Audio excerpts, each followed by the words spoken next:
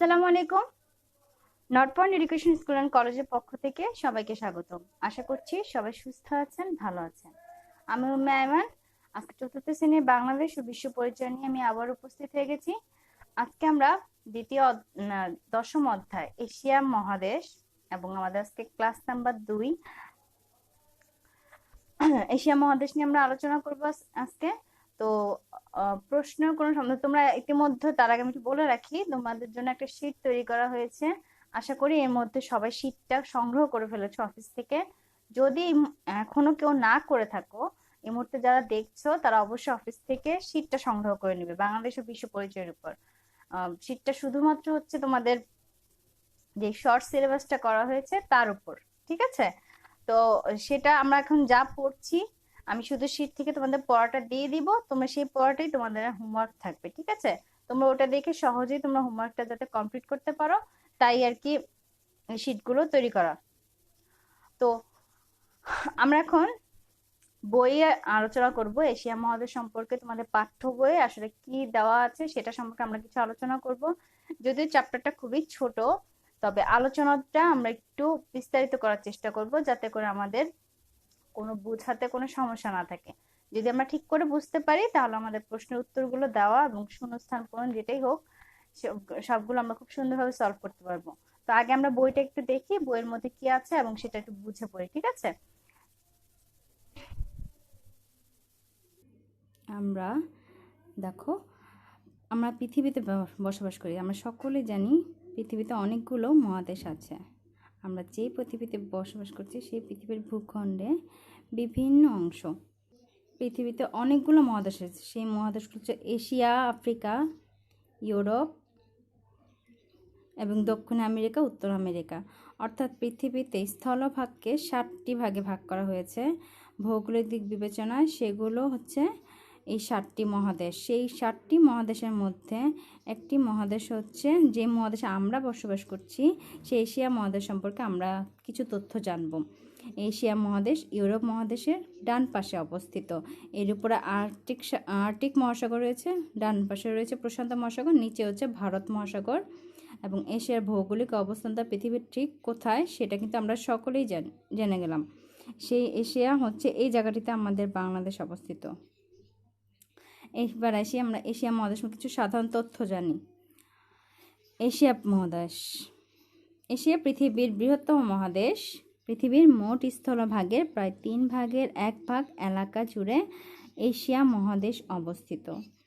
এ থেকে আমরা বুঝতে থেকে আমরা এশিয়া মহাদেশটি কত বড়। জনসংখ্যার দিক থেকেও এটি পৃথিবীর সবচেয়ে বড় মহাদেশ। পৃথিবীর প্রায় 60% লোক এই মহাদেশে বাস করেন। আমরা সকলে জানি পৃথিবীর সবচেয়ে বেশি মানুষ বসবাস করে চীনে এবং তারপরে ভারতে, এবং এই দুটি রাষ্ট্রেই কিন্তু এশিয়া মহাদেশে অবস্থিত।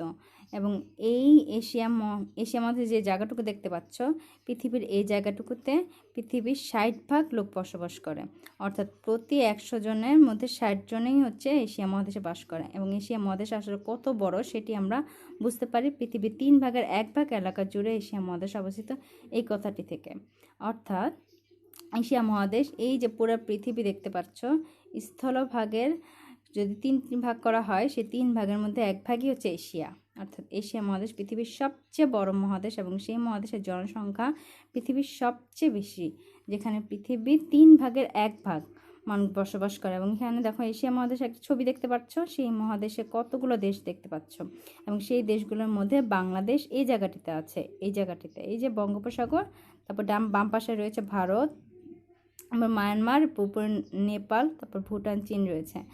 এশিয়া মহাদেশ আমাদের নিজেদের মহাদেশ। আমরা দেখো মানচিত্রের এই অংশটি পৃথিবীর সবচেয়ে বৃহত্তম মহাদেশ, বুঝছো?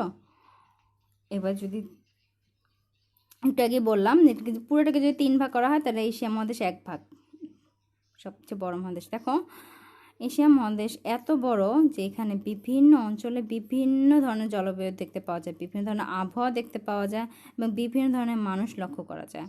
এশিয়া মহাদেশের সাইবেরিয়া অঞ্চলে কোনো অঞ্চলে দেখো তীব্র শীত পড়ে, তুষারপাত দেখো, এবং সেখানে শৈত্যপ্রবাহ হচ্ছে। এবং দেখো যেখানে এমন আবহাওয়া, যেখানে দেখো তুষারপাত হচ্ছে, চারদিকে বরফ। আবার দেখো কোথাও গেলে হয়তো দেখবে তীব্র গরম, যেখানে যেমন আমাদের পার্শ্ববর্তী দেশ ভারতে, চীনে রয়েছে, এরকম অনেক অঞ্চলে রয়েছে এশিয়া মহাদেশে এমন সেখানে মরুভূমি যেখানে তীব্র গরম। আবার কোথাও গেলে দেখবে অনেক বৃষ্টি, যেমন দেখো এই ছবিতে আমাদের বাংলাদেশে যেখানে অনেক বৃষ্টি হচ্ছে। আমাদের বর্ষাকালে দেখি না, দেখো রাস্তাঘাট বৃষ্টির পানি উঠে যায়, চারদিকে বৃষ্টি হচ্ছে, অনেক দিন ধরে একটানা বৃষ্টি হতেই থাকে। সেরকম হচ্ছে এশিয়া মহাদেশে কোনো কোনো অঞ্চলে তীব্র বৃষ্টি হয়। আবার কোথাও গেলে দেখা যায় অনেক সুন্দর প্রকৃতি, যেমন এখানে চীনের ইয়াংজি নদী। আমাদের দেশেও কিন্তু এরকম সুন্দর নদী, সুন্দর প্রকৃতি আছে। সেরকম এশিয়া মহাদেশে কোথাও কোথাও এরকম তুষারপাত, বৃষ্টিপাত কিংবা মরুভূমি ছাড়াও সুন্দর সুন্দর সবুজ প্রকৃতি, নীল নদী এগুলো দেখা যায়। এখন জেনে নিই এশিয়ার মধ্যে কোন অঞ্চলে কীরকম দেখতে পাই আমরা, কোন অঞ্চলটা কীরকম দেখতে পাই। এশিয়া পৃথিবীর উত্তর গোলার্ধে অবস্থিত, অর্থাৎ পৃথিবীকে যে দুটি গোলার্ধ ভাগ করা হয় সেটা উত্তর গোলার্ধে অবস্থিত এশিয়া। এখানে 47টা দেশ আছে, কয়েকটি দেশে মানচিত্র দেশ উল্লেখ করা হলো এশিয়া। এখানে একটা মানচিত্র একটু আগে দেখেছিলাম। এশিয়ার দীর্ঘতম নদী হচ্ছে ইয়াংজি, যেটা চীনে অবস্থিত, যেটা দেখো পাশে ছবি আছে। এটা একটি বিশাল মহাদেশ। এশিয়া মহাদেশের বিভিন্ন অঞ্চলের জলবায়ু বিভিন্ন ধরনের, অর্থাৎ আবহাওয়া মানে বিভিন্ন ধরনের। এশিয়ার মাঝখানে কি আছে? মরুভূমি। অর্থাৎ এই মাঝখানে যে অঞ্চলটা আছে চীন, ভারত, পাকিস্তান এই অঞ্চলগুলো অবস্থিত, কিংবা মঙ্গোলিয়া, সেখানে রয়েছে কি? মরুভূমি। মরুভূমি আবহাওয়া খুবই গরম। এশিয়ার উত্তরে সাইবেরিয়া, উত্তর আবার সাইবেরিয়া আছে, যেখানে ঠান্ডা এবং তীব্র শীতে তুষারপাত হয়, যেমন একটু আগে ছবিটা দেখলাম। কোনো কোনো অঞ্চলে অনেক শুষ্ক, যেখানে শীতকালে বৃষ্টি হয় কিন্তু গ্রীষ্মকালে বৃষ্টি হয় না। যেমন একটু আগে ম্যাপে দেখেছিলাম ইরান, ইরাক, যেটাকে মধ্যপ্রাচ্য বলা হয়, সেখানে শীতকালে বৃষ্টি হয় কিন্তু গ্রীষ্মকালে বৃষ্টি হয় না। Iraq, Jordan, Israel. আবার ইন্দোনেশিয়া, মালয়েশিয়া, যেদিকে সমুদ্রের পাশে আমরা কিছু দেশ যে দেখছিলাম, সেই দেশগুলো ইন্দোনেশিয়া, মালয়েশিয়া সারা বছর তাপমাত্রা বেশি থাকে এবং বৃষ্টিপাত হয়, কোনো না কোনো সময় বৃষ্টিপাত হতেই থাকে। অর্থাৎ আমরা জানতে পারলাম এশিয়া মহাদেশ একটি বৈচিত্র্যপূর্ণ মহাদেশ। এখানকার বিভিন্ন অঞ্চলের জলবায়ু বিভিন্ন রকমের, এবং আমরা এই জলবায়ুগুলো সম্পর্কে এখন জানলাম। পরবর্তী শ্রেণীতে আরও বেশি জানতে পারবো এবং এশিয়ার মানুষ সম্পর্কে জানতে পারবো, কোন অঞ্চলে কীরকম মানুষ বসবাস করে সেটিও জানতে পারবো। অর্থাৎ আমরা পৃথিবীর বৃহত্তম মহাদেশে বসবাস করি, যেটি পৃথিবীর ভৌগোলিকভাবে এবং এবং হ্যাঁ গুরুত্ব হিসেবে অনেক বেশি গুরুত্বপূর্ণ মহাদেশ। তোমাদের পাঠ্য বইয়ে একটা পাঠ আছে, চলো আমরা একটু দেখি এশিয়া মহাদেশ সম্পর্কে। সেখানে যে আমরা জানলাম সেখানে কোন অঞ্চলে আবহাওয়া কীরকম ছিল, অর্থাৎ জলবায়ু কীরকম ছিল, সেটি নিয়ে একটু লিখবো, ঠিক আছে? প্রথমে দেখি আমরা জানি সবচেয়ে গরম ছিল কোথায়, কোন জায়গাটা বলো তো? সবচেয়ে গরম ছিল মরুভূমির আবহাওয়া। অর্থাৎ মরুভূমির আবহাওয়া হচ্ছে সবচেয়ে গরম। সবচেয়ে ঠান্ডা ছিল কোথায়? এশিয়ার সাইবেরিয়া অঞ্চলে সবচেয়ে ঠান্ডা ছিল, যেখানে তুষারপাত হয় এবং সেখানে বরফের ছবি আমরা দেখেছিলাম না, সেই অঞ্চলটা হচ্ছে সবচেয়ে বেশি ঠান্ডা। সবচেয়ে শুষ্ক মানে শুকনো অঞ্চল, সবচেয়ে শুষ্ক ছিল ইরান, ইরাক, জর্ডান, ইসরায়েল এই অঞ্চলটি। এই অঞ্চল আমরা জেনেছিলাম বৃষ্টি, হ্যাঁ শীতকালে বৃষ্টি হয়, গ্রীষ্মকালে কোনো বৃষ্টি হয় না, এবং সারা বছর যেমন তাপমাত্রা বেশি, বৃষ্টিবহুল অঞ্চল ছিল হচ্ছে ইন্দোনেশিয়া এবং মালয়েশিয়া। অর্থাৎ এখানে এশিয়ার জলবায়ু সম্পর্কে এই অঞ্চলগুলোতে কীরকম আবহাওয়া সে সম্পর্কে জেনেছি। এতক্ষণ আমরা জেনেছি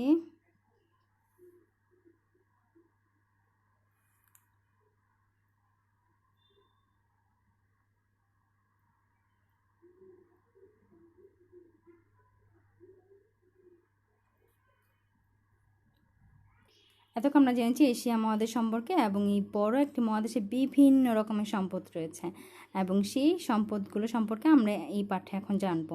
যেহেতু এশিয়া পৃথিবীর বৃহত্তম মহাদেশ, সেহেতু এশিয়ায় বিভিন্ন অঞ্চলে বিভিন্ন রকমের ভূপ্রকৃতি লক্ষ্য করা যায়।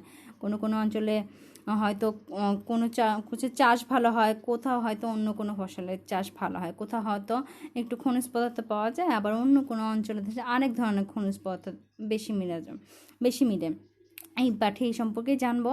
প্রথমেই জানবো এশিয়ার খাদ্যশস্য সম্পর্কে। এশিয়ার উৎপাদিত খাদ্যশস্যের মধ্যে রয়েছে ধান, যেটা আমাদের দেশে অনেক বেশি জন্মে, গম রয়েছে, ভুট্টা, নারিকেল, মশলা, এবং ধান এবং গম উৎপাদনে এশিয়া হচ্ছে পৃথিবীর মধ্যে প্রথম অবস্থানে রয়েছে। এশিয়ার অধিকাংশ স্থানেই ধান ও গম উৎপাদিত হয়। যেমন আমাদের দেশ বাংলাদেশেও কিন্তু ধান এবং গমের উৎপাদন অনেক লক্ষ্য করা যায়। এবং এশিয়া উৎপাদিত শস্যের মধ্যে ধান, গম, ভুট্টা, নারকেল, মশলা এগুলি কিন্তু প্রধান।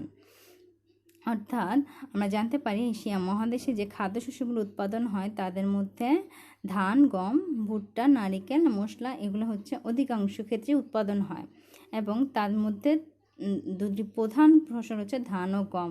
পৃথিবীর মধ্যে যতগুলো মহাদেশ আছে তার মধ্যে যে এশিয়া হচ্ছে সবার প্রথমে আছে, অর্থাৎ এশিয়ার মধ্যে সবচেয়ে বেশি উৎপাদিত হয়। অর্থাৎ জানতে পারলাম খাদ্যশস্য উৎপাদনে এশিয়া মহাদেশ অনেক ভালো একটি অবস্থানে রয়েছে। যেমন বাংলাদেশের মতোই এশিয়া মহাদেশের অধিকাংশ দেশেরই মাটি অনেক উর্বর। এরপর রয়েছে অর্থকরী ফসল। এশিয়ার প্রধান অর্থকরী ফসলগুলো হলো পাট, তুলা, রাবার, চা, তামাক ইত্যাদি। এছাড়া প্রচুর পরিমাণে কফি, আখ ও রেশম জন্মে। এবং এশিয়া মহাদেশের যে অর্থকরী ফসলগুলো সম্পর্কে আমরা জানলাম সেগুলো হচ্ছে পাট, যেগুলো উৎপাদনে একসময় বাংলাদেশ অনেক ভালো অবস্থানে ছিল, এবং রয়েছে তুলা, রয়েছে রাবার, চা যেটা বর্তমানে বিভিন্ন অঞ্চলে উৎপাদন হচ্ছে, তামাক রয়েছে। এছাড়াও প্রচুর পরিমাণে কফি, আখ ও রেশম উৎপাদন করা হয়। এবং আমরা জানতে পারলাম আমাদের খাদ্যশস্য সেই শস্যগুলো আমরা খাদ্য হিসেবে নেই, সেগুলো ছাড়াও অন্যান্য যেসব শস্য রয়েছে যেগুলো সরাসরি আমরা খাদ্য হিসেবে নিই না, কিন্তু আমরা যেগুলো থেকে আমরা অর্থ উৎপাদন করি, অর্থ অর্জন করা যায় যে ধরনের ফসল থেকে, যেগুলো উৎপাদন করে অন্যান্য জিনিসপত্র যেগুলো ব্যবহার করে অন্যান্য জিনিসপত্র আমরা পাই, সেগুলো থেকে অর্থ উৎপাদন করতে পারি। সেগুলোর মধ্যে পাট, তুলা, রাবার, চা, তামাক এবং কফি, আখ এবং রেশম এগুলো অন্যতম। এবার জানি খনিজ দ্রব্য সম্পর্কে। এশিয়ার এই খনিজ দ্রব্যের মধ্যে প্রধান হচ্ছে কয়লা, খনিজ তেল ও প্রাকৃতিক গ্যাস হচ্ছে অন্যতম। এছাড়াও তামা, সোনা, রূপা, অভ্র, ম্যাঙ্গানিজ প্রভৃতি খনিজ দ্রব্য প্রচুর পরিমাণে পাওয়া যায়। এবং আমরা জানতে পারলাম এই আমাদের সুবিশাল এশিয়া মহাদেশে বিভিন্ন স্থানে মাটির নিচে বিভিন্ন খনিজ পদার্থ পাওয়া যায়, যেগুলোর মধ্যে কয়লা, খনিজ তেল এবং প্রাকৃতিক গ্যাস প্রধানত পাওয়া যায়। এছাড়াও প্রচুর পরিমাণে পাওয়া যায় হচ্ছে তামা, সোনা, রূপা, অভ্র, ম্যাঙ্গানিজ প্রভৃতি এই খনিজ পদার্থগুলো, যেগুলো আমাদের নিকট অত্যন্ত গুরুত্বপূর্ণ। এরপরে যদি আমরা এশিয়া মহাদেশের শিল্পের দিকে তাকাই, শিল্পে এশিয়া মহাদেশ হচ্ছে যথেষ্ট উন্নত। এই মহাদেশের জাপান, চীন, ভারত, মালয়েশিয়া এবং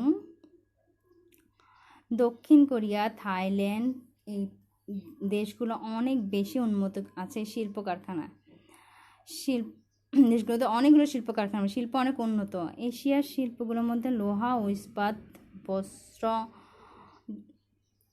বস্ত্র, পশম, কাগজ ও পাট শিল্প উল্লেখযোগ্য ভূমিকা পালন করছে। এছাড়াও আমাদের এশিয়া মহাদেশে পশমের অনেক শিল্প রয়েছে। আমাদের দেশে যেমন বস্ত্রশিল্প অনেক বেশি উন্নয়ন লাভ করেছে এবং আমরা পৃথিবীতে বস্ত্রশিল্প অনেক এগিয়ে গিয়েছে, সেরকম এশিয়া মহাদেশের অন্যান্য দেশেও লোহা, ইস্পাতের কাজ করা হয়। সেই সকল শিল্প কারখানা রয়েছে। এছাড়া কাগজ, পাটকল এবং পশমের শিল্প কারখানাও রয়েছে। এবং এশিয়া মহাদেশের বিভিন্ন দেশে দেখা যায়। তাহলে আমরা জানতে পারলাম এশিয়া মহাদেশ শিল্পও অনেক বেশি উন্নত, এবং আমরা এশিয়া মহাদেশ হিসেবে আরও বেশি উন্নত হব এটাই আশা করি। এবার আবার একটু দেখি, আমরা এশিয়া মহাদেশ সম্পর্কে জেনেছি। এশিয়া মহাদেশের সম্পর্কে জানার সময় আমরা একটি অংশে ফসলের দুটি বিভাগ করেছিলাম, একটা হচ্ছে খাদ্যশস্য, একটা হচ্ছে অর্থকরী ফসল। এখন আমরা জানতে চাওয়া হয়েছে খাদ্যশস্য ও অর্থকরী ফসলের মধ্যে পার্থক্য কী। প্রথমত আমরা হচ্ছে খাদ্যশস্য হচ্ছে যে সকল শস্য যেগুলোকে আমরা সরাসরি প্রক্রিয়াজাতকরণের মাধ্যমে খাদ্য হিসেবে গ্রহণ করি, অর্থাৎ আমরা দৈনন্দিন জীবনে যে সকল খাবার খাই, যেমন চাল যেটা ধান থেকে আসে, রুটি যেটা হচ্ছে গম থেকে আসে, এরকম যেগুলো আমরা সরাসরি খাদ্য হিসেবে গ্রহণ করি, সেগুলো যে শস্যগুলো রয়েছে যে শস্য থেকে সেই খাদ্যগুলো আসে সেগুলোকে বলা হয় খাদ্যশস্য। যেমন ধান, গম, সরিষা এগুলোকে বলা হয় খাদ্যশস্য। এছাড়াও আরও কিছু ফসল রয়েছে যেমন যেগুলোকে আমরা সরাসরি খাদ্য হিসেবে গ্রহণ করি না, যেগুলোকে আমরা প্রক্রিয়াজাতকরণের মাধ্যমে অন্যান্য বস্তুতে রূপান্তর করার মাধ্যমে আমরা অর্থ আহরণ করতে পারি এবং অর্থ লাভ করতে পারি। যেরকম অর্থকরী ফসলের মধ্যে রয়েছে পাট বা রয়েছে রাবার, যেগুলোকে আমরা খাদ্য গ্রহণ না করে যেমন পাটের মাধ্যমে আমরা বিভিন্ন জিনিসপত্র উৎপাদন করতে পারি। যেমন পাটের বস্তা রয়েছে, পাটের ব্যাগ রয়েছে, পাটে বর্তমানে বিভিন্ন ধরনের পোশাকও ব্যবহার করছে। এছাড়াও রাবার রয়েছে, যেমন রাবারের মাধ্যমে জুতা বানানো হয়। এবং অর্থকরী ফসলের মধ্যে অন্যতম আরেকটি হচ্ছে চা, যেটি আমরা পান করি। এরকম যেগুলোকে আমরা সরাসরি খাদ্য হিসেবে গ্রহণ করি সেগুলো খাদ্যশস্য, যেগুলোকে আমরা রূপান্তরের মাধ্যমে অন্যান্য বস্তু থেকে অর্থ উপার্জন করতে পারি সেগুলো হচ্ছে অর্থকরী ফসল। এটি হচ্ছে খাদ্যশস্য ও অর্থকরী ফসলের মধ্যে পার্থক্য। এরপর আমরা দেখি উপযুক্ত শব্দের শূন্যস্থান পূরণ করি। সবচেয়ে বেশি উৎপাদিত হয় কোন দুটি ফসল মতো? উৎপাদিত হয় ধান ও গম। এবার দেখো বাম পাশে ডান পাশে বাক্যাংশে মিল করো। প্রথমত কি লেখা আছে? অর্থকরী ফসল। অর্থকরী ফসল কোন ফসলটি? দেখো অর্থকরী ফসল, এখানে তুলা হচ্ছে অর্থকরী ফসল। এখানে খনিজ দ্রব্য কোনটি? এখানে ইতিমধ্যে আমরা জেনেছি ম্যাঙ্গানিজ একটি খনিজ দ্রব্য। এরপর রয়েছে খাদ্যশস্য। খাদ্যশস্য খাদ্য হিসেবে গ্রহণ করতে পারি, বলো আমরা নারকেলকে খাদ্য হিসেবে গ্রহণ করতে পারি। এরপর শিল্পে আমরা কি রয়েছে? শিল্প হচ্ছে পশ্চিমা একটি অন্যরকম শিল্প, এটা আমাদের দেশেও রয়েছে এবং এশিয়ার অন্য কোনো দেশেও রয়েছে। দেখো এতক্ষণ আমরা অধ্যায়ভিত্তিক যে আলোচনা সেটা আমরা করেছি। এশিয়া মহাদেশের যে টপিকসটা তোমাদের বইয়ে আছে সেটা অনেকটাই বলতে পারো ছোট তোমাদের পরিসর অনুসারে, তাই আমরা এখনই মানে একদিনই আমরা ক্লাসটা খুব সুন্দরভাবে আমরা শেষ করতে পেরেছি। এখন কথা হচ্ছে তোমাদের কাছে যে শীটটা আছে, তোমাদের অনুশীলনীতে কিছু প্রশ্ন আছে, তাই তো? অনুশীলনী সেই প্রশ্নগুলোর উত্তর আমি আশা করি সেগুলো সরাসরি তোমরা বইয়ে পেয়ে যাবে, তাই আমার লিখে দেওয়ার প্রয়োজনটা হয়তো হবে না।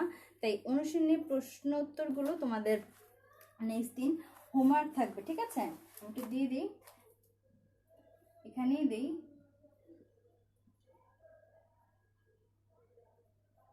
বাড়ির কাজ থাকবে নেক্সট দিন।